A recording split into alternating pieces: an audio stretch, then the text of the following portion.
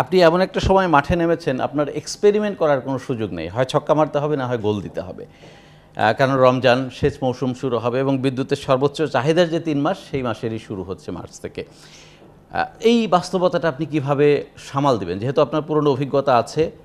আমি মোটামুটিভাবে এখন I am focus to that. আমি এতে ফোকাস করছি, আর বাদ বাকিগুলো আমি কাজ করছি for future years to come.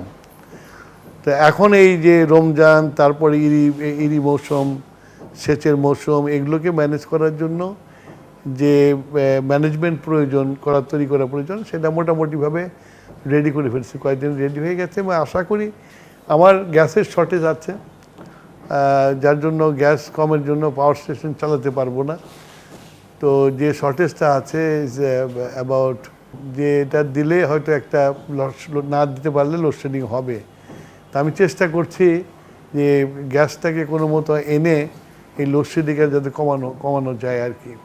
তো হোপফুলি এটা ম্যানেজ করতে পারবো। ম্যানেজ করতে যদি না পারি তাহলে একটু লোডশেডিং আমাকে দিতেই হবে। মানে লোডশেডিং হবে, এটা কি আপনি সাধারণ মানুষকে এই মেসেজটা দিতেই চান যে লোডশেডিং?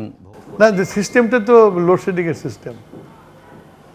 আপনার মানে খালি পাওয়ার স্টেশন থাকলে হবে না, পাওয়ার স্টেশনের জন্য জ্বালানি দরকার। সেই গ্যাস আমার নাই। আমার গ্যাস আবার এই ডোমেস্টিক লাইনে যায়, সেটাও প্রেশার পায় না, ইউনো। তো এগুলো তো মানে সবগুলোকে এক জায়গায় করতে গেলে যে সময়টা প্রয়োজন, যে অর্থের প্রয়োজন, সেটার যোগান তো মানে নাই বললেই চলে। তারপরেও আমি চেষ্টা করছি যাতে মিনিমাম লোডশেডিংয়ের মাধ্যমে এই সিজনটা পার করতে।